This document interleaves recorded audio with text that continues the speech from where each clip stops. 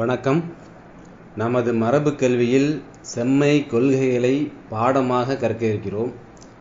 இவற்றினுள் உடல் நல கொள்கைகளை செம்மை நலம் எனும் தலைப்பில் தொகுத்து விளக்க இருக்கிறோம். நமது நல கொள்கைகள் அனைத்தும் ஆசான் அவர்களின் உணர்தல்கள் வழியாக பெறப்பட்டவையாகும். உணர்தல் என்பது இறைவனால் உணர்த்தப்படுவதாகும். இவ்வாறு இறையுணர்தல் மூலம் உணரப்பட்ட கருத்துக்களை ஆசான் நூல்களாக இயற்றியிருக்கிறார், நல உரையாக உரையாற்றியிருக்கிறார். மேலும் இக்கொள்கைகள் பல்லாயிரம் பேருக்கு உடல் நல வழிகாட்டல்களாக வழங்கப்பட்டு அவர்களும் நலமடைந்து மெய்ப்பாடு அடைந்திருக்கிறது.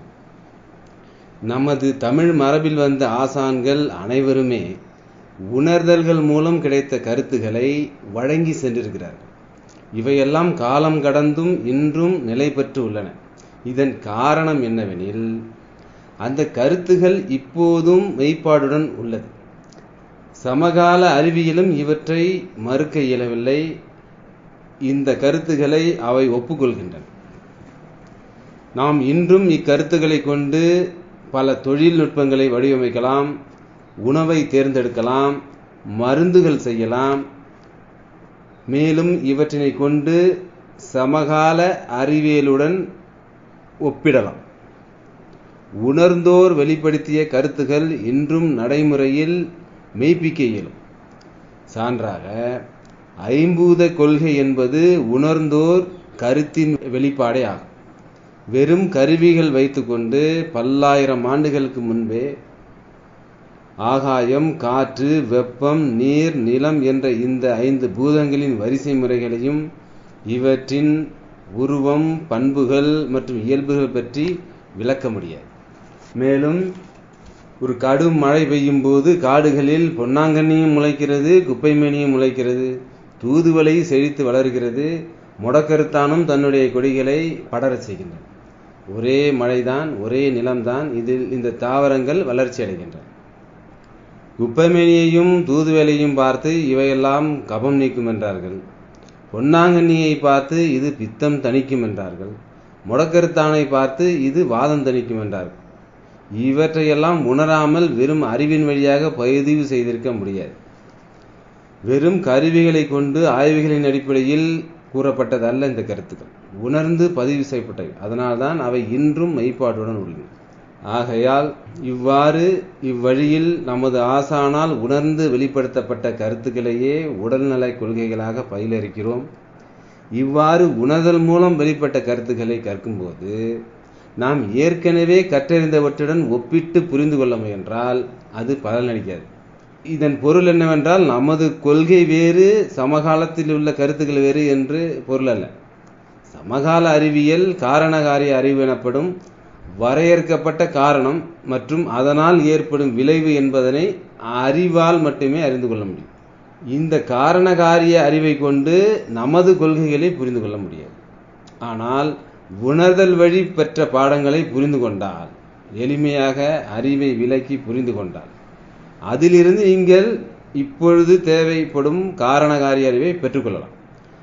நமது உணர்தல்கள் வழியாக பெறப்பட்ட பாடல்களை புரிந்து கொண்டால் அவற்றிலிருந்து இப்பொழுது ஒரு காரியத்திற்கு தேவையான காரணம் என்ன என்ற, எதனால் அப்படி நிகழ்கிறது என்ற காரணகாரிய அறிவை நீங்கள் நமது உணர்ந்து சொல்லப்பட்ட பாடங்களை புரிந்து கொள்வதன் மூலம் பெற்றுக்கொள்ளலாம்.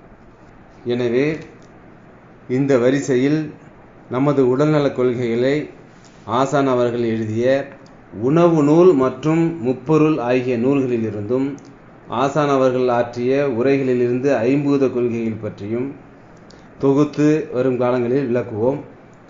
இந்த வகையில் செம்மை நல கொள்கைகளை முதல் பாடமாக ஆசான் அவர்கள் எழுதிய முப்பொருள் எனும் நூலின் விளக்கமாக தொடங்குகின்றோம். வாதம், பித்தம், கபம் என்ற கொள்கை விளக்கமாக இந்த நூல் உள்ளது. இந்த நூலில் இவை மிக எளிமையாக விளக்கப்பட்டிருக்கின்றன. ஆயினும் இந்த கருத்துகள் உங்களுக்கு புதிதாக இருப்பதால் இவற்றை புரிந்து கொள்வது எளிமையாக இல்லை எனில், நமது பாடங்களை கேட்டு முடித்த பிறகு இந்த நூல்களை திரும்ப படித்தால் உங்களுக்கு எளிதாக புரியும். இவையெல்லாம் நமது உடல் நலக் கொள்கைக்கு முக்கியமானவை. வருங்காலங்களில் பாதுகாப்புடன் இருப்பதற்கும் எளிய முறையில் உடல் நலத்தை பாதுகாத்துக் கொள்வதற்கும் தேவையானவை என்பதால் இந்த பாடங்களை வழங்குகிறோம். இந்த பாடங்கள் நமது ஆசான் அவர்களின் 30 நூல்களிலிருந்து வருவதால் பாடங்கள் முடிந்த பிறகு நூல்களை வாசிக்குமாறு கேட்டுக்கொள்கிறோம். நன்றி. வணக்கம். நமது செம்மை நலம் எனும் நலக்கொள்கை ஆக்கை, மனம், உயிர் ஆகிய 3 நிலைகளுக்கும் ஐம்பூதங்களுக்கும் உள்ள உறவின் அடிப்படை கொண்டது. இங்கே ஆக்கை என்றால் நமது உடல். உடல், மனம், உயிர் ஆகிய 3 நிலைகளுக்கும் ஐம்பூதங்கள் எனப்படும் ஆகாயம், காற்று, வெப்பம், நீர் மற்றும் நிலம் ஆகியவற்றிற்கும் உள்ள தொடர்பினை விவரிக்கும் அடிப்படை கொண்டது நமது நலக்கொள்கை. அம்மையப்பர் படைப்பின் பண்புகளை விரித்துரைக்கும் இயல்பு கொண்டது. இக்கொள்கை அம்மையப்பர் எனப்படும் பேராற்றலின் படைப்பின் பண்புகளை விவரிக்கும் இயல்பு கொண்டது நமது கொள்கை. இக்கொள்கையினை விளக்கும் நூல் வரிசையில் உணவு நூல் மற்றும் முப்பொருள் ஆகிய நூல்களிலிருந்து இந்த பாடங்களை தொகுத்து வழங்க உள்ளோம். அண்டமே பிண்டம், பிண்டமே அண்டம் என்றார் ஆசான் திருமூலர். இதன்படி பிண்டம் எனப்படுவது நமது உடலினை புரிந்து கொள்வதன் மூலம் பேரண்டங்களையும் புரிந்து கொள்ளலாம் என்கிறார். மேலும் உள்ளம் பெருங்கோயில், ஊனுடம்பு ஆலயம் என்கிறார் ஆசான் திருமூலர். அதாவது இந்த தசையினால் ஆன உடம்பு இறைவன் உறையும் ஆலயம் என்கிறார். எனவே நமது இந்த உடம்பினை புரிந்து கொள்ளுதல் மிகவும் அடிப்படையாகிறது. மேலும் இன்றைய சூழ்நிலையில் உடல் நலம் பற்றிய புரிதல் பல நெருக்கடியான நிலைகளையும் பொருளாதார இழப்பையும் தவிர்ப்பதற்கு இன்றியமையாததாகிறது. எனவே நமது மரபு கல்வியில் செம்மை கொள்கையில் உடல்நலக் கொள்கைகளை கற்க இருக்கிறோம். அந்த வகையில் உடல் மற்றும் உணவின் அடிப்படையினை விளக்க இருக்கிறோம். இந்த வரிசையில் இந்த பாடத்தை முப்பொருள் எனப்படும் வாதம், பித்தம், கபம் ஆகியவற்றிலிருந்து தொடங்குவோம். முடிந்தவரையில் பாடங்களை எளிமையாக விளக்க முயற்சிக்கிறோம். புரிந்து கொள்ள இயலாத கருத்துகள் இருப்பின் பெற்றோரிடம் விளக்கம் கேட்டு புரிந்து கொள்ளும். வாதம், பித்தம், கபம் என்ற கோட்பாட்டிற்கான அறிமுக பாடம் இது. பொதுவாக மனிதர்களுடைய தேடல் 2 வகைகளில் இருக்கிறது. ஒன்று, தனக்கு வெளியே இருக்கக்கூடிய பொருள்களை புரிந்து கொள்வதற்கான விருப்பம். மற்றொன்று, உடலுக்கு உள்ளிருப்பவற்றின் மீதான நாட்டம். இதில் வெளியே இருக்கக்கூடிய பொருள்களை புரிந்து கொள்வதில் அப்படி என்றால் உடலுக்கு வெளியே என்ன இருந்தாலும் அதை தெரிந்து கொள்ள வேண்டும், புரிந்து கொள்ள வேண்டும் என்ற விருப்பம் அனைவருக்குமே உள்ளது. உதாரணமாக மலை, வானம், தாவரங்கள், விலங்குகள், பறவைகள், பூச்சிகள் போன்ற நம்மை சுற்றியுள்ள எண்ணற்ற பொருள்களை பற்றி புரிந்து கொள்ள விரும்புவது மனித இயல்பு. இதில் 2வது வகையான உடலுக்கு உள்ளிருப்பவற்றின் மீதான நாட்டம், அதாவது அகத்தின் மீதான நாட்டம். இதுவும் எல்லா மனிதர்களுக்கும் வழங்கப்பட்ட பண்புதான். ஆனால் அந்த பண்பை எல்லோரும் அடைவதில்லை. உடலுக்கு வெளியே இருப்பவற்றை பற்றி அறிந்து கொள்ளும் ஆர்வத்தை விட உடலுக்கு உள்ளே இருக்கும், அகத்தினுள் இருக்கும் உறுப்புகள் பற்றிய அமைப்பு, செயல்பாடுகள் ஆகியவற்றை உணர்ந்து கொள்வதற்கு, அறிந்து கொள்வதற்கான பண்பு எல்லோருக்கும் வழங்கப்பட்டதுதான். ஆனாலும் எல்லோரும் அந்த பண்பை அடைவதில்லை. இங்கே அகம் என்பது குறிப்பது மனதை குறிக்கும் நேரடி சொல் அல்ல. அகம் என்றாலே மனம் என்று நேரடியாக புரிந்து கொள்ள வேண்டாம். அகம் என்பது உள்பகுதி, மறைவானது. உள்ளிருப்பது அகம், மனம் மறைவானது என்பதால் அதையும் அகம் என்பது வழக்கம். ஆயினும் இங்கே அகம் எனும் சொல் மறைவாக உள்ள பொருளை குறிக்கிறது. அதாவது நமது உடலின் உட்பகுதியை குறிக்கிறது. அகத்தின் மீதான நாட்டம் என்பது உடலுக்கு உள்ளிருக்கும் உறுப்புகள், அவ்வுறுப்புகளின் செயல்பாடுகள் ஆகியவற்றை புரிந்து கொள்ளும் விருப்பம். விருப்பம் எனப்படுவது இங்கே மனதின் வழியாக நடத்தப்படுவது. அதை உணர்ந்து கொள்ள முயற்சிப்பது. அகத்தின் மீதான நாட்டம் வந்த பிறகு உடலுக்குள் என்னென்ன உறுப்புகள் இருக்கின்றன, அவை எவ்வாறு செயல்படுகின்றன என்று அவர்கள் தேடத் தொடங்குகிறார்கள். இங்கே இந்த தேடுதல் என்பது விருப்பத்தின் வழிமுறை, மனதின் வழியாக நடத்தப்படும் விருப்பத்தின் வழிமுறையில் இந்த அகம் சார்ந்த தேடல் தொடங்குகிறது. அவ்வாறான தேடலின் வழி உடலின் உள்ளுறுப்புகளை அவர்கள் புரிந்து கொண்ட முறைதான் இந்த பாடத்தின் சாரம். இப்படி அவர்கள் மனதின் விருப்பத்தின் வழியே உடல் உறுப்புகளை புரிந்து கொள்ள முயன்று உணர்ந்து கொண்டவற்றை பதிவு செய்ததுதான் இந்த பாடத்தின் சாரம்.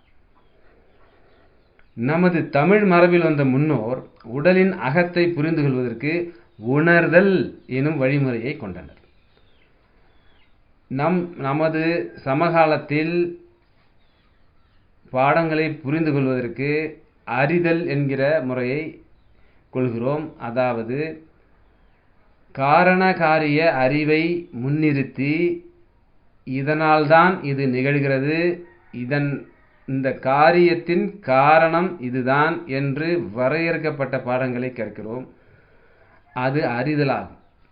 நமது தமிழ் வழி வந்த முன்னோர்கள் உடலின் அகத்தை புரிந்து கொள்வதற்கு உணர்தல், மனம் வழியே உணர்தல் என்னும் வழிமுறை கொண்டனர். நமது தமிழ் மரபில் பிணத்தை அறுத்து உள்ளுறுப்புகளை பார்க்கும் வழக்கம் நெடுங்காலமாக இருந்தது. ஆயினும் அவ்வழிமுறையில் உறுப்புகளின் அமைப்பை தெரிந்து கொள்ளலாமே அன்றி அவற்றின் செயல்பாடுகளை புரிந்து கொள்ள இயலாது. ஏனெனில் இயக்கம் நிகழும் உடல் செயல்படும்.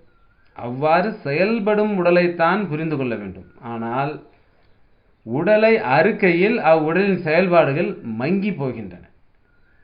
மரணத்திற்கு பிறகு உள்ள பிணத்திலோ செயல்பாடுகளே இருப்பதில்லை. எனவே மெய்யான உடல் அகத்தை புரிந்து கொள்ள வேண்டுமென்றால் நேரடி காட்சி எனும் வழிமுறை அக்காலத்தில் இல்லை. அதாவது உடல் செயல்பட்டு கொண்டிருக்கும் பொழுதே அதன் உள்ளுறுப்புகளை, அமைப்பினை, அதன் செயல்பாட்டுகளை புலனறிவால் காண்பது என்பது இயலாது அக்காலத்தில். நவீன காலத்தில் இப்பொழுது கருவிகள் உள்ளன.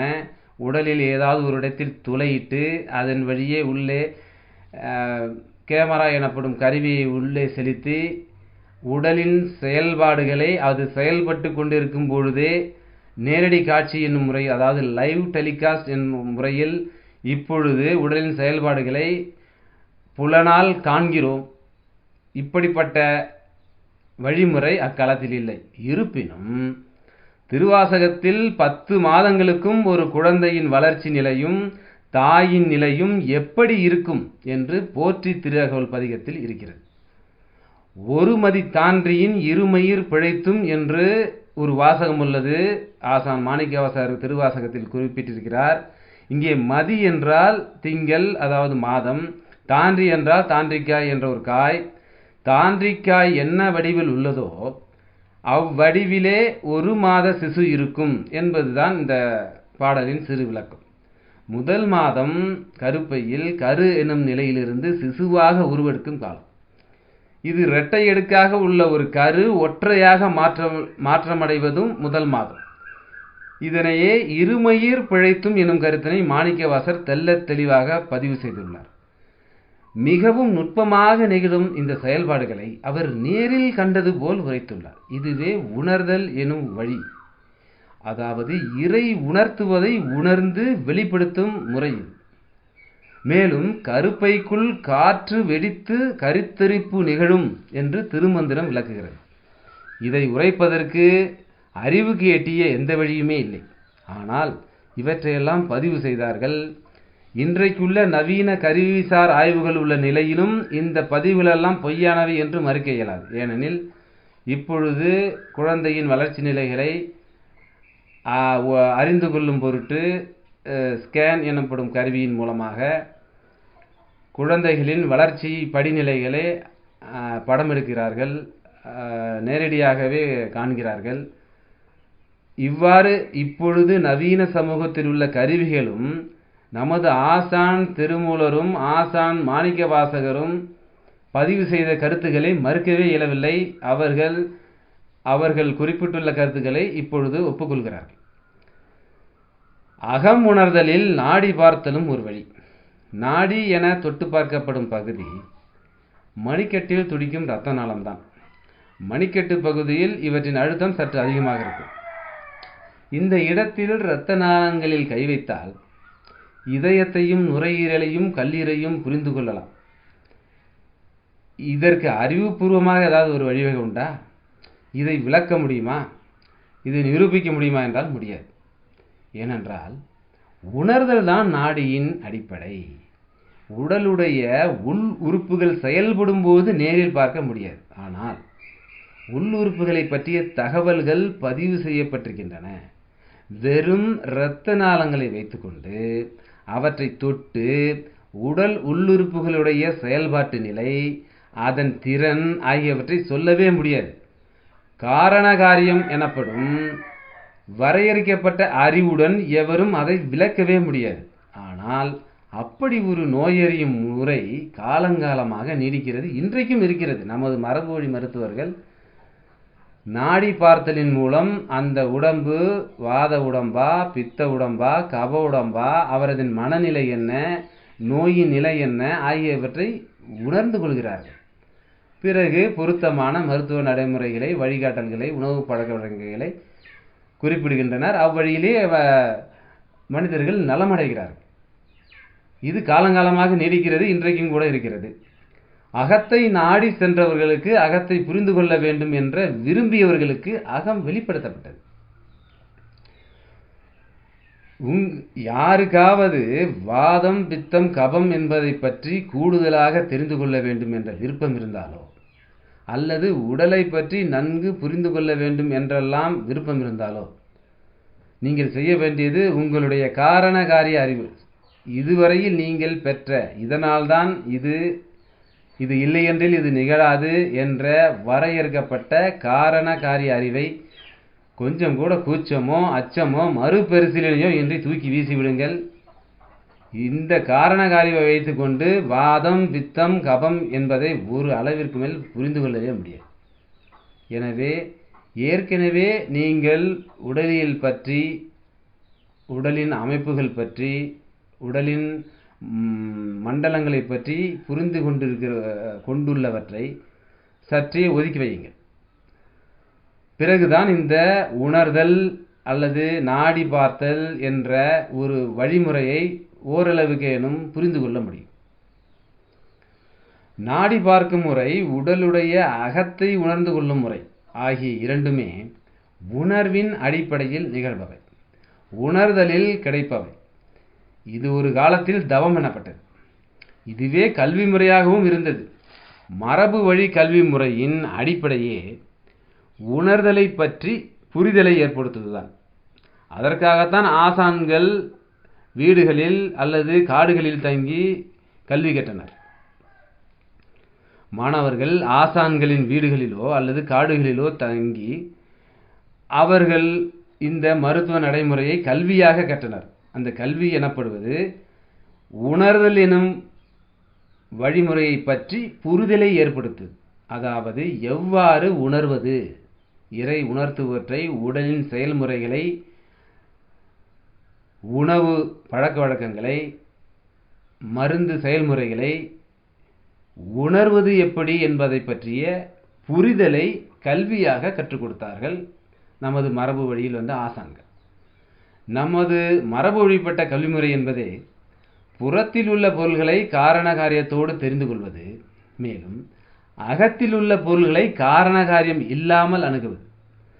அதாவது புறத்தில் உள்ள பொருள்களை இதனால்தான் இவ்வாறு நடைபெறுகிறது, இவ்வாறு நடைபெறுவதற்கு இதுதான் காரணம் என்பவற்றை பற்றி தெரிந்து கொள்வது. மேலும் அகத்தில் உள்ள, மறைவாக உள்ள நமது உள்ளுறுப்புகளை, அதன் பொருள்களை எவ்வித காரண காரியம் இல்லாமல் அணுகுவது என்பதுதான் நமது மரபு வழிப்பட்ட கல்வி முறையாகும். ஒரு தாவரத்தை பார்த்தால் அந்த தாவரத்தின் குணம் என்ன, பண்பு என்ன, செயல்பாடு என்ன என்பதை காரண காரியமாக புரிந்து கொள்ள முடியும். அதாவது ஒரு வேப்ப மரம் இருக்கிறது என்றால் அந்த வேப்ப மரம் ஏன் கசப்பாக இருக்கிறது? இதுவே அதன் பண்பு. ஏன் கசப்பாக இருப்பதை பற்றி தெரிந்து கொள்வது. அவை ஏன் வெப்பமான நிலங்களில் வளர்கிறது? அவை ஏன் குளிர்ச்சியான சூழ்நிலைகளில் தனது இலைகளை உதிர்க்கின்றன?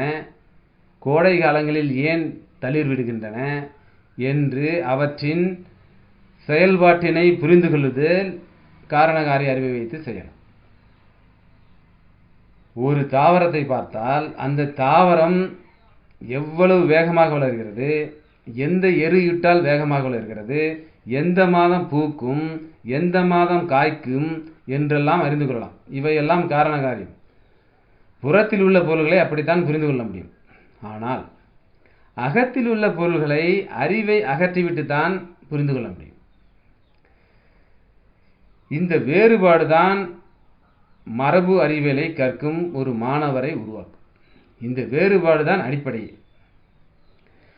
நாடி முறையின் அடிப்படையே என்னவென்றால், உங்கள் உடலில் உள் உறுப்புகளுடைய வளர்ச்சி, அதன் வேகம் எப்படி இருக்கிறது, அதிலே வீக்கம் இருக்கிறதா கட்டி இருக்கிறதா என்பதை பார்ப்பதல்ல. நாடி முறையில் கட்டியை அறிந்து கொள்வது நோக்கமே அல்ல. கட்டி என்பது கண்ணுக்கு புலனாகக்கூடிய ஒரு தோற்றம். அதற்கு தோற்றமும் உண்டு, வடிவமும் உண்டு. இங்கே தோற்றம் என்றால் என்ன, வடிவம் என்றால் என்ன என்று ஒரு வேறுபாடு இருக்கிறது. வடிவம் என்பது நமது புலனறிவுக்கு இன்னும் எட்டாதது. புலனறிவால் அறிந்து கொள்ள முடியாது. அதாவது கண்களால் காண முடியாது, செவிகளால் கேட்க முடியாது, நாவினால் சுவைக்க முடியாது, நாசியினால் நுகர முடியாது, உடலினால் உணர்ந்து கொள்ள முடியாது. இவை போன்ற நமது ஐம்புலன்களுக்கும் எட்டாதது, மறைவானது இது வடிவம். தோற்றம் என்பது நமது புலன்களால் அறிந்து கொள்ள முடியும், நமது ஐம்புலன்களால் அறிந்து கொள்ள முடியும். அதாவது நமது கண்களுக்கு தெரியும், செவிகளுக்கு கேட்கும், நாவினால் சுவைக்க முடியும், நாசியினால் மனத்தை உணர முடியும், உடலால் உற்றறிவால் உணர்ந்து கொள்ள முடியும். இந்த கட்டி என்பது கண்ணுக்கு புலனாகக்கூடிய ஒரு தோற்றம். அதாவது அதுக்கு தோற்றம் உண்டு, வடிவமும் உண்டு. வடிவம் என்பது மறைவானது. அந்த வடிவம் உங்களுக்கு கண்களுக்கு தெரியாத இடத்தில் மறைத்து வைக்கப்பட்டிருக்கிறது, வயிற்றுக்குள் வந்திருக்கிறது. ஆக உங்களுக்கு அது மறைக்கப்பட்டிருக்கிறது. எது மறைக்கப்பட்டிருக்கிறதோ அதை நீங்கள் பார்க்கக்கூடாது. நீங்கள் பார்க்கக்கூடாது என்பதற்காகத்தான் மறைக்கப்பட்டிருக்கிறது. குடலிலோ அல்லது வேறு இடத்திலோ ஒரு கட்டி இருக்கிறது என்றால் கட்டி ஆபத்தல்ல என்று அதற்கு பொருள் அல்ல. கட்டியால் ஆபத்து உண்டு. நீங்கள் அதை பார்த்து தெரிந்து கொள்ள வேண்டாம் என்று உங்களுக்கு அது மறைக்கப்பட்டிருக்கிறது. அதே கட்டி முழங்காலிலோ அல்லது உடலின் வேறு இடத்திலோ வெளிப்புறத்தில் வந்தால் அதை நீங்கள் பார்ப்பதற்காகத்தான் அங்கே வந்திருக்கிறது. நீங்கள் அதை பார்க்க வேண்டும், அதன் வளர்ச்சியை கவனிக்க வேண்டும், அதன் காரண காரியங்களை ஆய்வு செய்ய வேண்டும். அப்படியெனில் இது ஏன் இந்த கட்டி வந்தது, ஏன் இந்த வெளிப்பாடு தோன்றியது, இதன் மூல காரணம் என்ன என்பதை பற்றி நீங்கள் அறிந்து கொள்ள வேண்டும். உடலின் உள்ளிருக்கும் கட்டி மிக விரைவாக குணமாகக்கூடியது. அதற்கான அறிவுரைகளை நீங்கள் புறத்தில் கண்டுகொள் என்பதுதான் பொருள். இதை நீங்கள் நன்கு புரிந்து கொள்ள வேண்டும். அதாவது உடலின் உள்ளுறுப்புகளில் ஏற்படும் வீக்கம், கட்டி, புண் இவற்றை நீங்கள் அறிந்து கொள்ள வேண்டிய அவசியமில்லை. அவை தானாகவே சரியாகிவிடக்கூடியது. ஆயினும் இவற்றின் இந்த நோயின் வெளிப்பாடுகள் புறத்தில் தோன்றும்.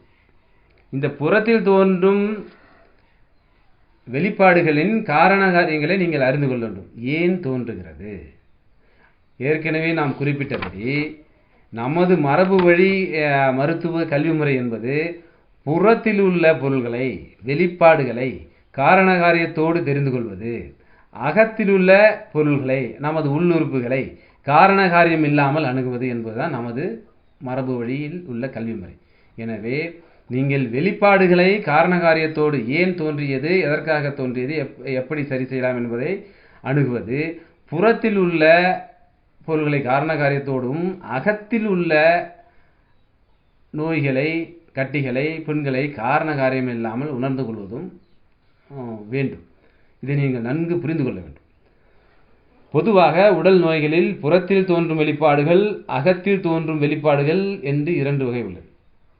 இங்கே புறத்தில் தோன்றும் எல்லா வெளிப்பாடுகளுமே ஒரு ஒப்பீடு செய்யும் பொழுது நீண்ட காலத்திற்கு நிலைப்பவை. அதாவது புறத்தில் தோன்றும் வெளிப்பாடுகள் உடலின் உள்ளுறுப்புகளில் தோன்றும் வெளிப்பாடுகளை காட்டிலும் புறத்தில் தோன்றும் எல்லா வெளிப்பாடுகளுமே ஒரு குறிப்பிட்ட கால அளவிற்கு மேல் நிலைப்பவை.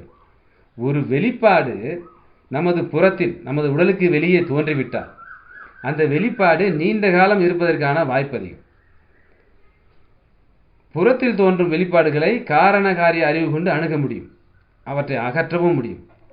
சான்றாக, தோலில் தேமல் வந்தால் அந்த தேமலை ஏன் வந்தது, இதை எப்படி நீக்கலாம் என்ற காரண காரிய அறிவோடு புரிந்து கொண்டு மேல் பூச்சி மருந்துகள் பூசினால் தேமல் மறைந்துவிடும். இந்த காரணகாரிய அறிவை கொண்டு புரிந்து கொண்டோம், அந்த அறிவை பயன்படுத்தி ஒரு மருந்தை அதன் மீது செலுத்தினோம், தேமல் மறைந்து விட்டது. ஆனால் மீண்டும் அந்த தேமல் அல்லது வேறு வகையிலான தோல் தொல்லைகள் வரும் வாய்ப்புகள் உண்டு. ஏனெனில் நாம் இங்கே காரணகாரியத்தை கொண்டு அறிந்து கொள்வது புறத்தில் தோன்றும் வெளிப்பாடுகளில்தானே அன்றி அந்த வெளிப்பாடுகளின் மூல காரணத்தை நாம் இன்னும் உணரவில்லை. அவை ஏன் தோன்றியது என்பதை பற்றி நாம் இன்னும் உணரவில்லை. புறத்தில் ஏற்படும் எந்த வெளிப்பாடும் காலத்தில் நிலைக்கக்கூடியது. அதேவேளை உடனடியாக அவற்றை நாம் நீக்கவும் முடியும். மீண்டும் வரும்போது அதையும் நீக்க முடியும். ஆனால் இதை தொடர்ந்து செய்து கொண்டிருந்தால் அது பெரிய நோயாக மாறும். ஏனெனில் புறத்தில் வருபவற்றை நீங்கள் உடனடியாக கையாள முடியும். இதன் மூல காரணத்தை நீங்கள் உணராத வரையில் இவற்றை நீங்கள் வெளிப்படையான வெளிப்பாடுகளை மட்டுமே குணப்படுத்த முடியுமே என்று அதன் மூல காரணத்தை நீங்கள் குணப்படுத்த இயலாது. அகத்தில் ஏற்படும் எல்லா மாறுபட்ட நிலைகளும் உடலுக்கு ஒவ்வாத நிலைகளும் மிக எளிதாக குணமாகக்கூடியவை. ஒப்பீட்டளவில் புறத்தில் வரும் கட்டியை விட அகத்தில் வரும் கட்டி எளிதாக கரையக்கூடியது. புறத்தில் வரும் கட்டியை காரணகாரிய அறிவை கொண்டு அப்புறப்படுத்தலாம், ஏன் வந்தது, என்ன மருந்து செலுத்தினால் அதை அப்புறப்படுத்தலாம் என்ற காரணகாரிய அறிவை கொண்டு அப்புறப்படுத்தலாம். அதே வேளையில் அகத்தில் வரும் கட்டியை அப்படி அப்புறப்படுத்த முடியாது. அப்படி நீங்கள் நவீன கருவிகளை கொண்டு அப்புறப்படுத்தினால் உடனடியாக மீண்டும் கட்டி வரும். ஆக புறத்துக்கும் அகத்துக்குமான இந்த வேறுபாடு மிக அடிப்படையான வேறுபாடு. ஏன் இந்த வேறுபாடு இருக்கிறது என்றால், உடலின் அக செயல்பாடுகள் மிகவும் திறன்மிக்கவை. அதாவது நம்முடைய கற்பனைக்கு எட்டாத அளவுக்கு திறன்மிக்கவை, நம்முடைய மூளையால் சிந்திக்க முடியாத அளவுக்கு திறன்மிக்கவை. இவைதான் எல்லா மனிதர்களுக்கும் உச்சநிலை திறன். அதாவது இதயத்தின் துடிப்பு, சிறுநீரக பணி, மூளையின் பணி, நுரையீரலின் செயல்பாடு, செரிமானம் என்று ஒவ்வொன்றாக நீங்கள் சிந்தித்து பார்த்தால் அவற்றின் செயல்திறன் நமது கற்பனைக்கு எட்டாதது. இப்படி செயல்திறன் மிக்க அந்த உறுப்புகளில் சீர்கேடு ஏற்பட்டால் மிக எளிதாகவும் மிக விரைவாகவும் அந்த சீர்கேடுகள் களையப்படுகின்றன, உடலாலேயே களையப்படுகின்றன. உடலே இந்த உள்ளுறுப்புகளில் ஏற்படும் சீர்கேடுகளை உடனடியாக களையப்படுகின்றது. அந்த சீர்கேடுகளை உடல் களைவதற்கு ஒரு மனிதர் செய்ய வேண்டியது என்னவென்றால், சீர்கேடுகளுக்கான காரணம் என்ன என்பதை புரிந்து கொண்டு தன்னுடைய வாழ்க்கை ஒழுங்குகளை மாற்றியமைத்ததுதான், வேறொன்றும் இல்லை. இதை செய்தாலே போதும்.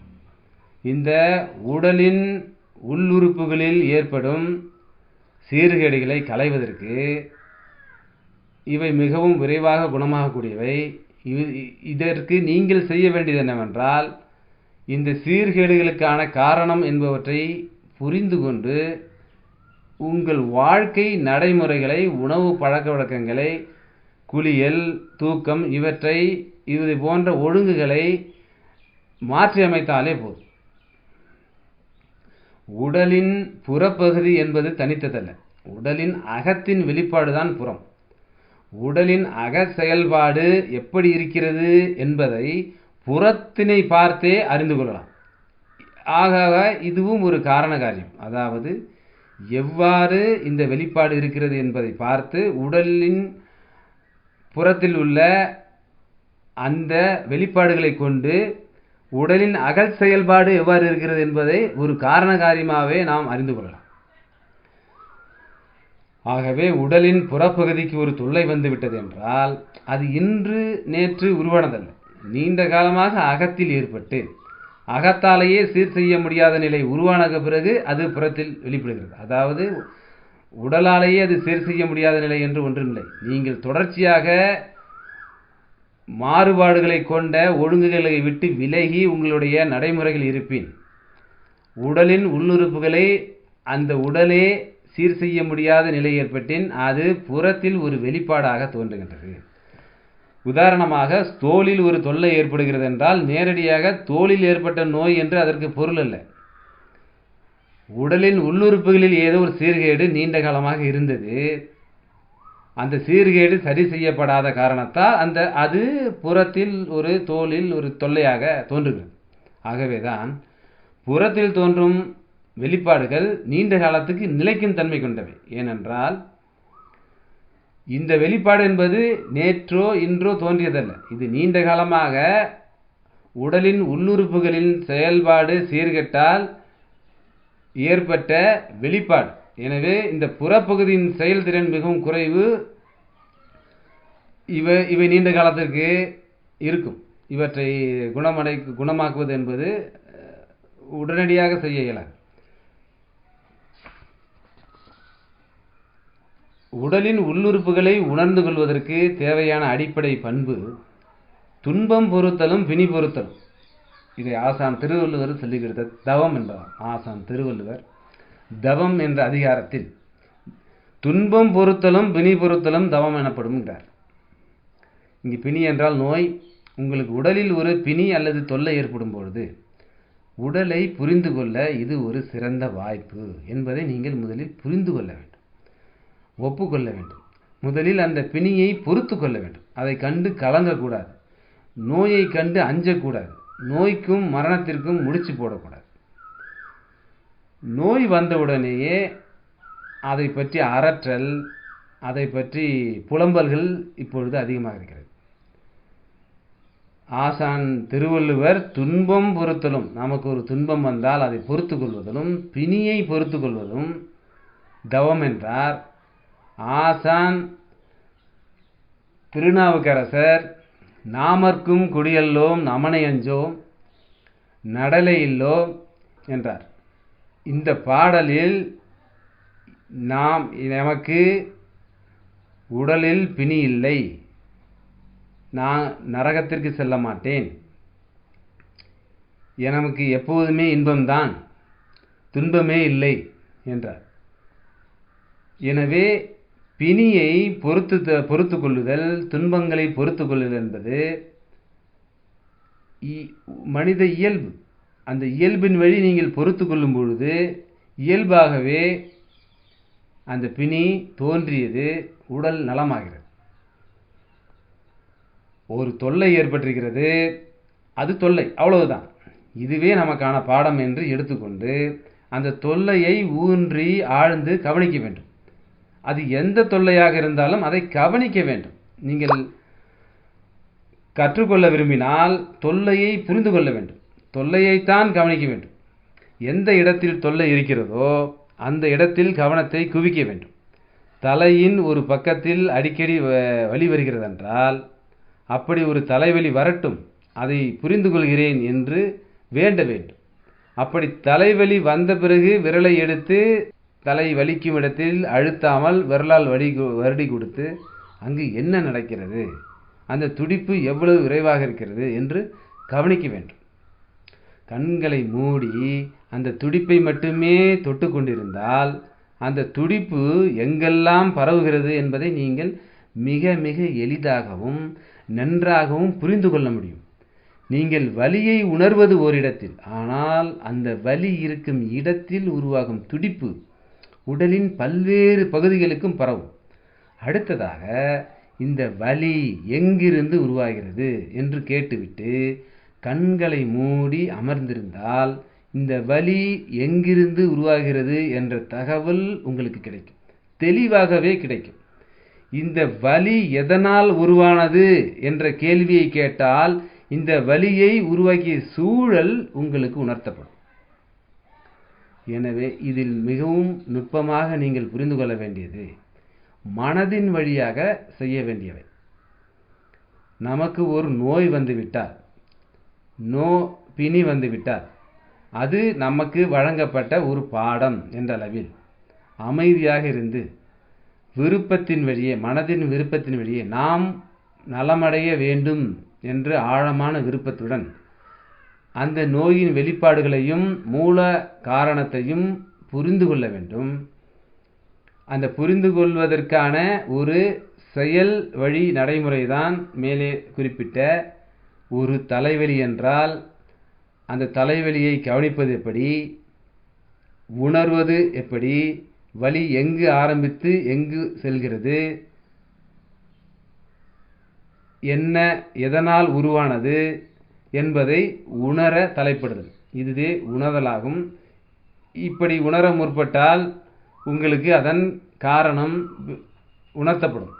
கூடுதலாக வெயிலில் அலைந்தது, புளித்த உணவு சாப்பிட்டது, காற்றை அதிகப்படுத்தும் பருப்புகள் சேர்த்து செய்யப்பட்ட உணவை சாப்பிட்டது, இரவு கண் விழித்து அல்லது அதிகமாக சிந்தித்தது போன்ற காரணங்கள் உங்களுக்கு உணர்த்தப்படும். அடுத்ததாக, புளிப்பு அதிகம் உட்கொண்டால் ஏன் வலி பெற வேண்டும், இரவு கண் விழித்தால் ஏன் வலிக்க வேண்டும் என்ற கேள்விக்கெல்லாம் விடை தேடத் தொடங்கினால் உங்களுடைய உடல் பற்றிய தகவல்கள் உங்களுக்கு தெளிவாகவே புரியும். இதுதான் உடலை புரிந்து கொள்வதற்காக அனைவருக்குமான வழி.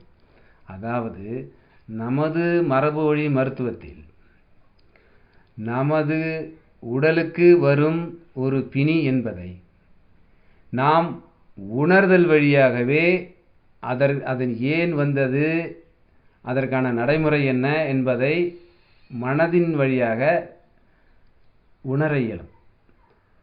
இதற்கு நமது உடல் நலமடைவதற்கு மனதின் வழியாக ஆழமான விருப்பத்துடன் அதை உணர்ந்து கொள்ள தலைப்பட்டால், அந்த நோயை பற்றி உணர்ந்து கொள்ள தலைப்பட்டால் அது உங்களுக்கு உணர்த்தப்படும். ஏனெனில் நமது இந்த உடல் என்பது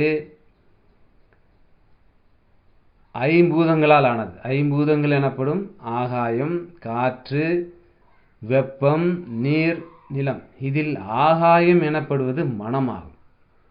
இந்த ஆகாயத்திலேயே பிற நான்கும் அடங்கியிருக்கிறது. ஆகாயத்தில் காற்று அடங்கியிருக்கிறது, வெப்பம் அடங்கியிருக்கிறது, நீர் அடங்கியிருக்கிறது. இவை அனைத்தையும் உள்ளடக்கிய நிலமும் அந்த ஆகாயத்திலிருந்து தான் வருகிறது. நமது உடலில் ஆகாயம் எனப்படுவது மனமாகும். ஆகவே உடல் எனப்படுவது நிலமாகும். ஆகவே இந்த நிலத்தில் உள்ள சீர்கேடுகளை மனதின் வழியாக உணர்ந்து கொண்டு அதை சரி செய்ய இயலும். அதற்கு ஆழமாக புரிதல், அதற்கு பிறகு உணர்தல். இதுவே நடைமுறை. துன்ப நிலையிலும் இவ்வாறு உற்று ஆழ்ந்து கவனித்தல் வேண்டும். துன்பங்களை கடந்து வாழ்வை புரிந்து கொள்ளும் வழி இது. துன்பத்தையும் பிணியையும் பொறுத்து கொள்பவர்களே தவம் செய்தவர்களாகிறார். மற்றவர்களை இவர்களே வழிநடத்துகிறார்கள். பொறுத்து கொள்ளும் போது உங்களுக்கு உங்களுடைய அகம் உணர்த்தப்படுவது மட்டுமல்ல, மனநிலையும் உணர்த்தப்படும். ஒரு மரபு வழி மருத்துவர் நாடி பார்க்கும் பொழுது வெறுமனே அவ்வுடம்பில் வாதம் அதிகமாக இருக்கிறதா, பித்தம் அதிகமாக இருக்கிறதா, அல்லது கபம் அதிகமாக இருக்கிறதா என்று மட்டும் உணரவில்லை. அந்த நோயுற்றவரின் மனநிலை எவ்வாறு உள்ளது, தற்போது ஏற்பட்டுள்ள நோய்க்கும் அவரது மனநிலைக்கும் உள்ள தொடர்பு என்ன என்பதையும் சேர்த்தே உணர்ந்து கொள்கிறார். எனவே வெறுமனே உடல் உறுப்புகளின் செயல்பாடுகள் மட்டும் உணர்த்தப்படாது. உங்களுடைய மனநிலை என்ன, மனதளவில் நீங்கள் செய்யும் சரி என்ன, தவறு என்ன என்பவையும் சேர்த்தே உணர்த்தப்படும். இவ்வாறான உணர்தல்கள் கிட்டிய பின்னர் உங்களுடைய முயற்சி என்பது எதுவுமே தேவைப்படாது. உடல் நலம் பெறும், மனநிலை மேம்படும். நீங்கள் செய்ய வேண்டியவெல்லாம் பொறுத்து கொள்ளுதலும், மனநிலையை புரிந்து கொள்வதும், நேர்மையான சிந்தனையில் ஆழ்ந்து போவது மட்டுமே. எனவே இன்றைய பாடத்தில் நாம் நோயை மரபு வழியில் உணர்ந்து கொள்வது, அகத்தின் செயல்பாடுகளை நாடி பார்த்து தெரிந்து கொள்வது என்ற வழிமுறைகளை கற்றோம். அதற்கான செயல் நடைமுறைகள் என்ன என்பதை பற்றி பார்த்தோம். அதாவது பிணி வந்தால், துன்பம் வந்தால் பொறுத்து கொள்வது என்பது ஒரு நடைமுறை. அந்த நடைமுறையை மனதின் வழியாக செய்தாக வேண்டும். ஏனெனில் நமது உடலில் ஆகாயம் மனம் ஆக இருக்கிறது. மனம் இல்லாத இடத்தில் இல்லை, மனம் உடலெங்கும் இருக்கிறது. மனம் விரிவடைகிறது, சிந்தனையின் மூலம் விரிவடைகிறது. எனவே நமதின் உள் உறுப்புகள் இந்த மனதின் வழியாகவே செயல்படுகின்றன. ஏனெனில் நமது உடலை வடிவமைப்பதில் காற்றுக்கு மிகப்பெரிய பங்குண்டு. அவற்றின் செயல்பாடுகளை நன்றாக செயல்பட வைப்பதிலும் முடக்குவதிலும் காற்றுக்கு முக்கிய பங்குண்டு. காற்று பிறப்பதே ஆகாயத்திலிருந்து தான், மனம் என்ற ஆகாயத்திலிருந்து தான். எனவே நாம் மனதின் வழியாக நோயை புரிந்து கொள்வதற்கு மிக முக்கியமான பாடம் இது. எனவே இவற்றை ஆழமாக உள்வாங்குங்கள். புரிந்து கொள்ள முடியாத கருத்துக்கள் இருப்பின் பெற்றோர்கள் துணையுடன் புரிந்து கொள்ளவும். நன்றி.